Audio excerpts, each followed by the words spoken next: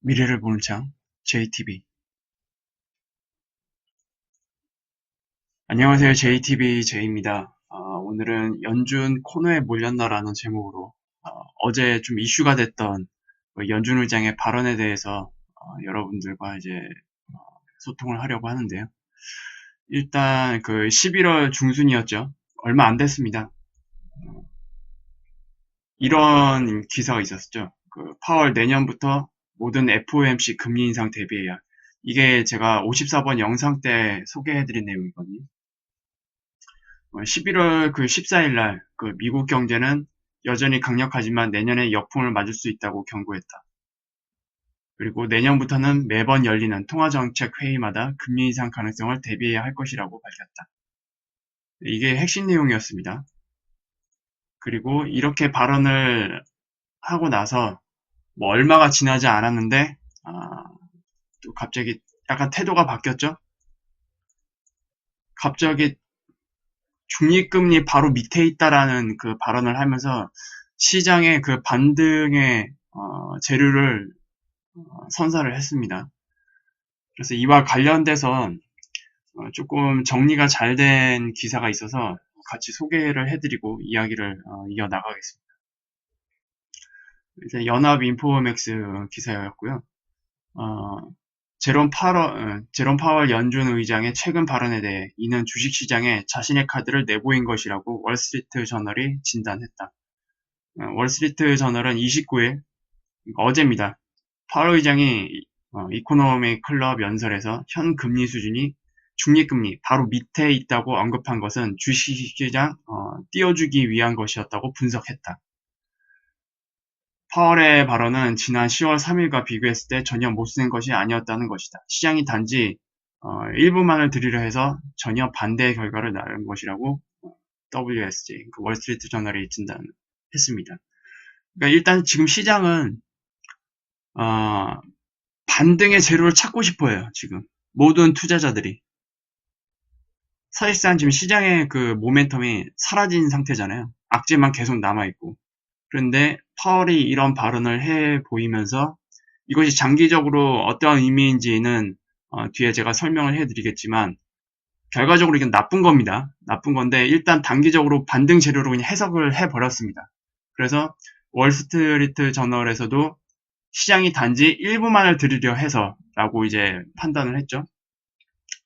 연준위원들의 중립금리 추정치는 2.5에서 3.5% 수준입니다.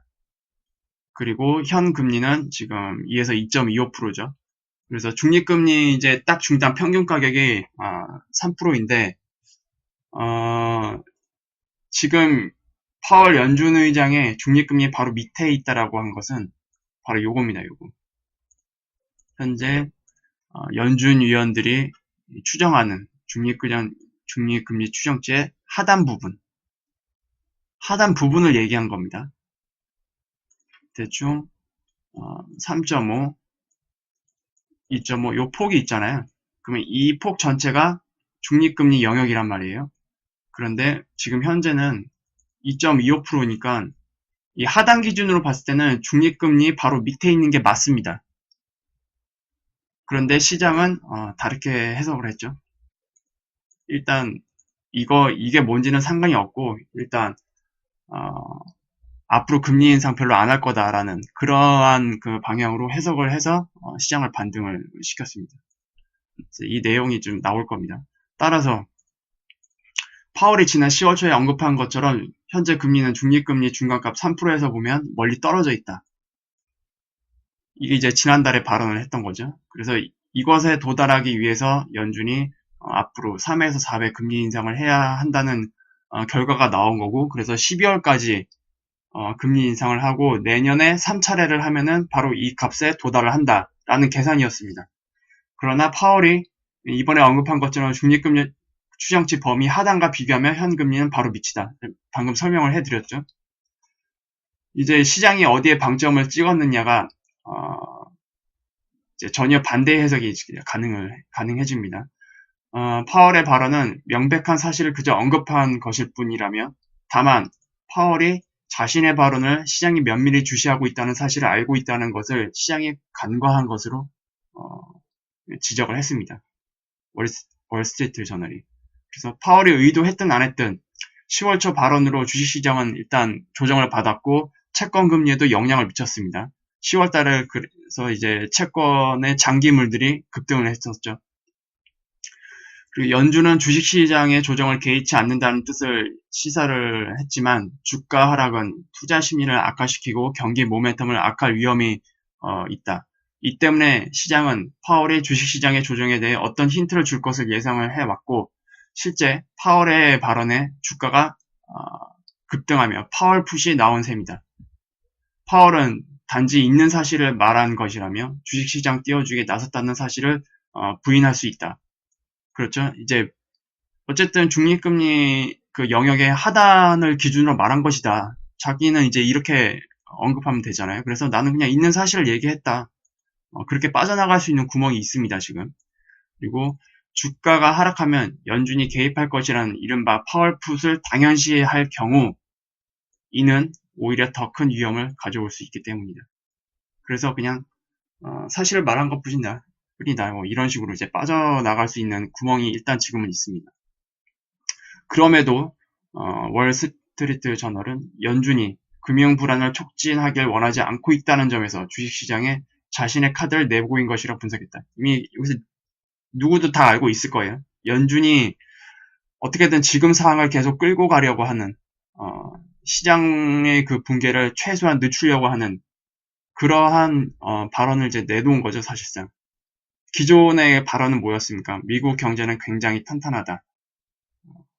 그리고 우리는 어떠한 뭐 정치적 영향에도 이제 영향을 받지 않고 우리가 갈 길을 뭐 갈 거다.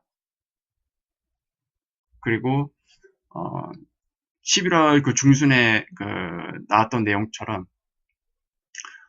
채권 금리가 이제 앞으로 이제 오를 가능성이 높기 때문에 이것으로 인한 시장 변화를 이제 면밀히 주시를 해야 되고 그리고 FOMC는 매 정례 회의 때마다 금리 인상이 가능한 상태를 이제 만들 거라고 이제 얘기를 한 거잖아요. 근데 지금 최근의 흐름 트럼프 역시도 계속 연준의 그 금리 인상에 대해서 반대를 해왔고 그래서 압박을 가해왔습니다. 그리고 10월 기점으로 해서 채권 시장의 그 조짐이 심상치 않았고 그리고 다음에 이제 제가 설명을 해드리겠지만 내년에 미국 연준 입장에서 그 사용할 카드가 굉장히 많지가 않습니다.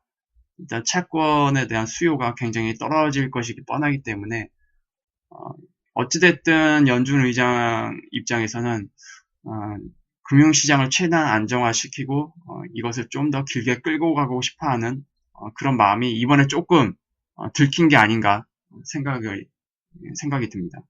그래서 중요한 것은 주식시장과 달리 채권시장은 파월의 발언이 바뀌었다는 사실에 그다지 확신하지 않고 있다는 점입니다. 이게 중요한 거죠. 이는 채권시장의 해석이 옳다.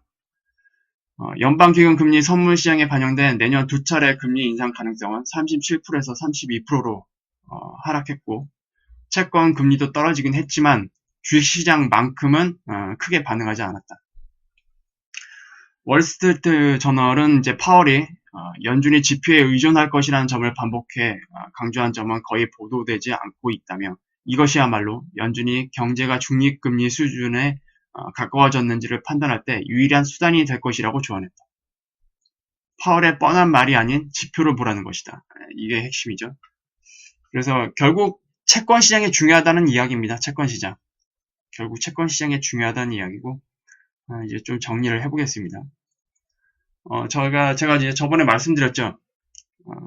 일단 미국 정부 입장 그리고 연준 입장에서는 가장 화두가 되는 사항이 2019년에 바로 이겁니다.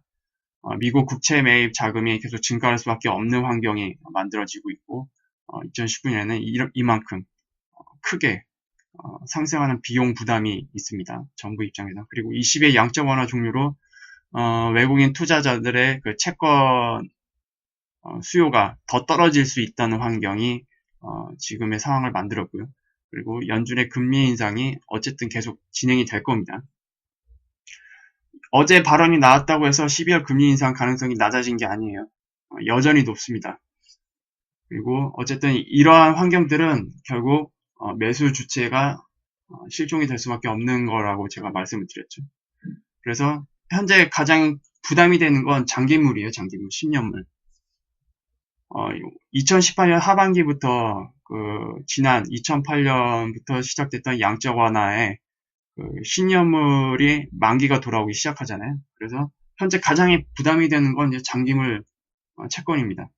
그리고 이러한 환경 때문에 장기물을 매수해 줄 수 있는 그 주체가 사실상 없고 채권이 이제 시장이 쏟아질 수밖에 없는 환경이잖아요. 그래서 어찌됐든 이 장기물에 대한 매수를 유도할 수 있는 발언이었다. 그리고 주가 반등 유도는 덤이겠죠. 어쨌든 금융시장에서 가장 큰 부분을 차지하고 있는 건 채권이기 때문에 채권 시장이 지금 가장 중요해 보입니다. 그런데 채권 시장에서는 좀 투기 성향의 주식 시장보다는 반응이 약간 좀 미미했어요. 물론 채권 금리가 최근 하락을 했지만 그 기사에서 나왔듯이 주식 시장만큼은 아니었습니다. 그래서 지금 투자자들은 지난 시기와 달라요. 굉장히 많은 이제 경험을 했고 나름대로 분석이 가능해지면서 굉장히 똑똑해졌습니다. 지난 위기에 대비해서. 그래서 채권 시장에서 과연 투자자들이 어떻게 반응할 것인가, 특히 2019년 굉장히 제가 중요하다고 생각했고 제가 말씀을 드렸죠. 그래서 채권 시장을 잘 지켜봐야 됩니다. 그래서 지금 일단 최근에 그 채권 시장 흐름을 좀 볼게요. 이건 10년물이고요. 왼쪽에 있는 거는 채권 금리 10년물 차트고요. 오른쪽은 채권 가격 선물 차트입니다. 제가 3.1을 넘는 순간 바로 이때였죠. 이때부터 굉장히 중요한 변화가 일어날 수밖에 없다라고 말씀을 드렸는데 지금 이걸 깨고 내려왔어요. 지금 이 영역대에서 지지를 받고 다시 올라왔다가 최근 다시 이렇게 하향세를 만들었습니다. 그리고 어제 파월의 연준 의장의 발언 때문에 이 라인을 깼다가 다시 올라왔습니다. 다시 올랐고 지금 이 영역대에서 이제 머물고 있는데 일단 채권금리 3%는 현재 상황에서 지지 역할을 하는 것 같아요. 금리 차트에서 봤을 때. 그리고 채권 가격으로 보면은 최근 10월달 때 채권 가격이 크게 떨어지면서 채권 금리가 급등을 했었습니다. 채권 가격 급등했었고 다시 11월 초에 연준의 그 발언들 때문에 다시 채권 가격이 하락을 했고 다시 금리도 급등을 했었습니다만 이란의 그 제재가 사실상 6개월 정도 유보되면서 유가가 하락을 했었죠. 그러면서 시장의 여러 가지 그 인플레이션의 그 시기를 좀 늦춰주는 효과를 봤었습니다. 그리고 최근 어제 발언에서는 이렇게 채권 가격이 살짝 급등을 했다가 절반 정도 반납을 했어요. 그래서 금리와 채권 가격은 지금 이러한 상태에 머물러 있는데 투자자들이 제가 똑똑해졌다고 말씀을 드렸죠.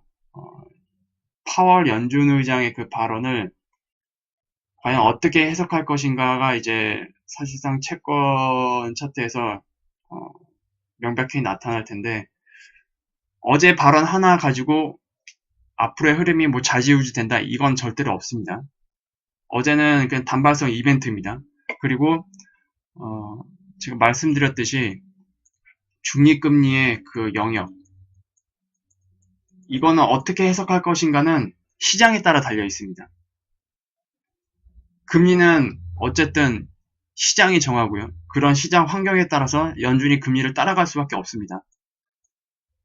그래서 앞으로 이 중립금리라는 그 자체가 굉장히 화두가 될 텐데 중립금리가 무려 지금 영역이 1%예요.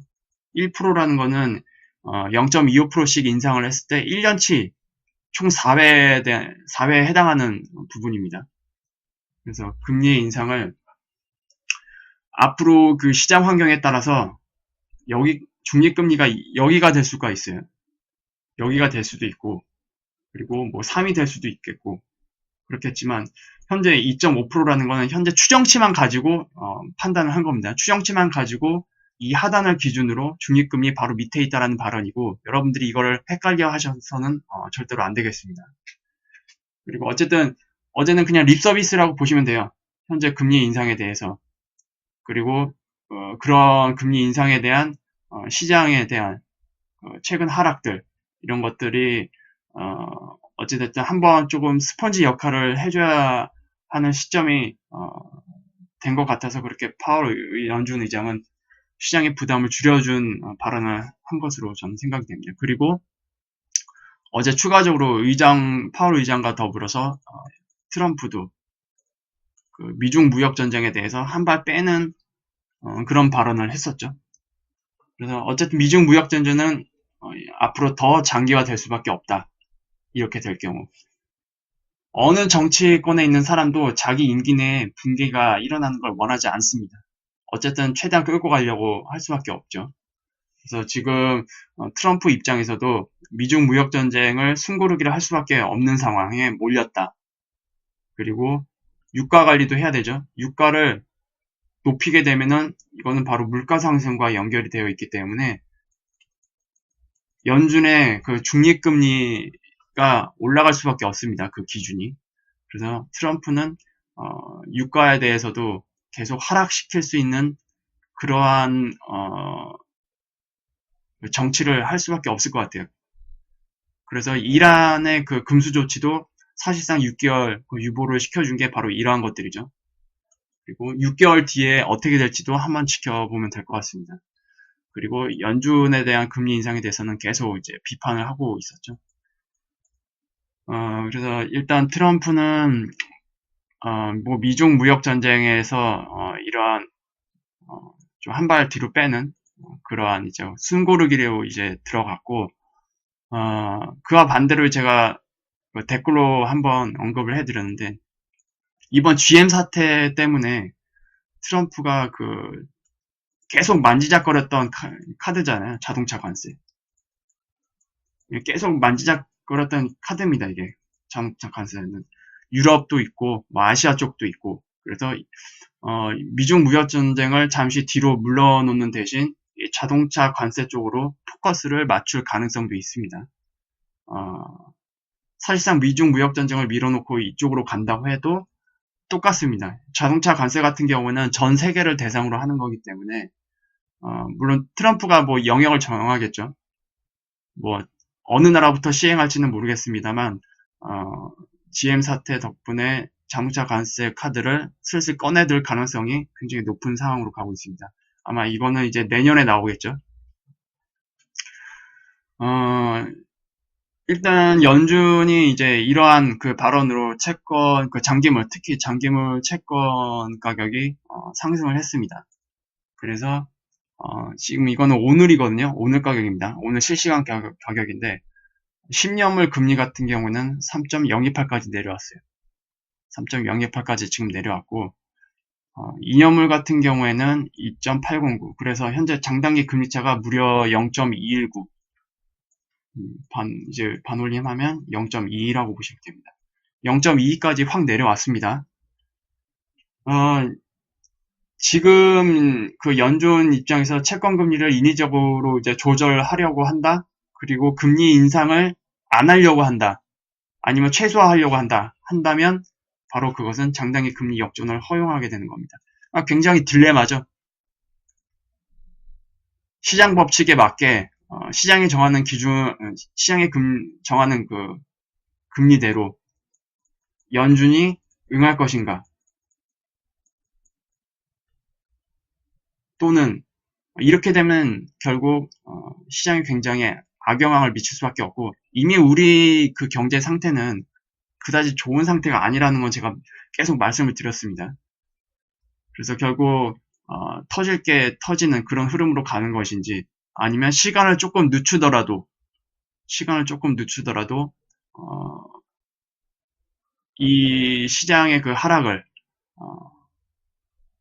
어떠한 방식으로 막을지 좀 인위적으로 개입을 하게 된다면 결국 장단기 금리 역전을 더 빨리 허용할 수밖에 없습니다. 지금 상태에서는. 그래서 지금 참 딜레마에 저는 빠졌다고 생각이 되고, 연준이 계속 말을 바꿔 말하면 처음에는 립서비스로 받아들일 수 있습니다.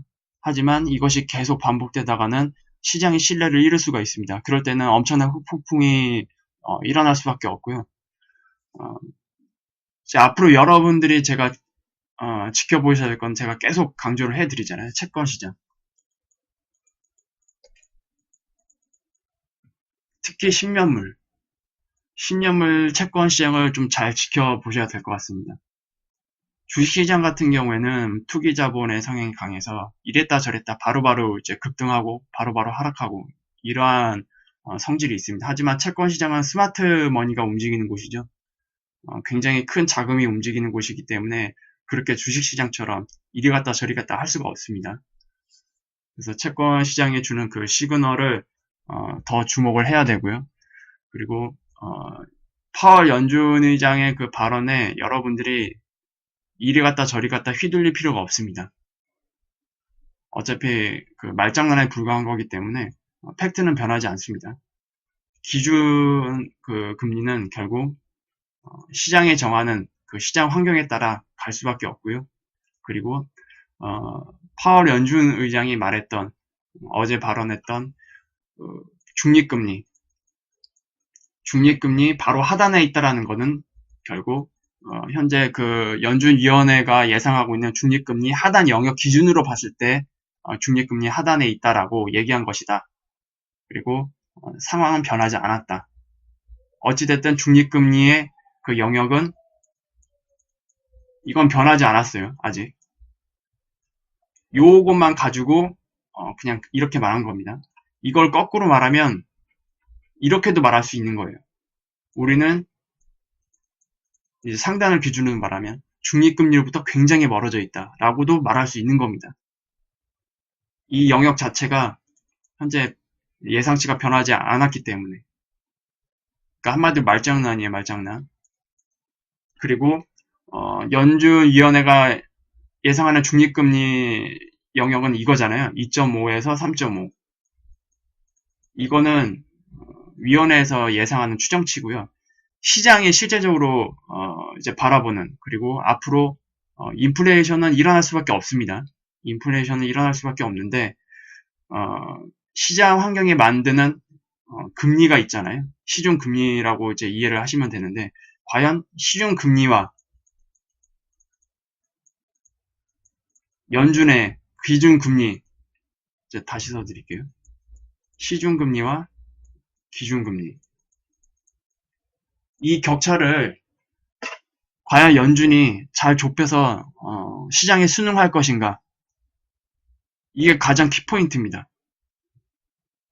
시중금리를 못 따라간다? 그러면 연준 입장에서는 이 금리라는 것에 대해서 인위적으로 개입하는 결과가 되거든요. 이것이 커지면 커질수록 시장의 붕괴는 더 무서울 수밖에 없습니다. 그래서 지금 이제 어제 그 이슈 때문에 뭐 댓글들을 많이 달아두셨고 했지만 뭐 오늘 보니까 대충 댓글들의 그 방향이 어느 정도 좀 정리가 된 것 같아요. 그래서 정리가 된 것 같아서 여러분들 그래도 좀 제 영상을 보시면서 눈이 좀 많이 튀었다고 저는 생각이 들고 그리고 이제 그 댓글을 다시는 분들을 보면은 저보다도 더 잘 알고 계시는 분들이 굉장히 많습니다. 댓글을 안 달고 있을 뿐이지 댓글을 안 달다가 다시 갑자기 나타나서 다시는 분들 그 내용들 보면 굉장히 정확하게 짚어주고 계시고 있거든요. 그래서 이런 분들을 봤을 때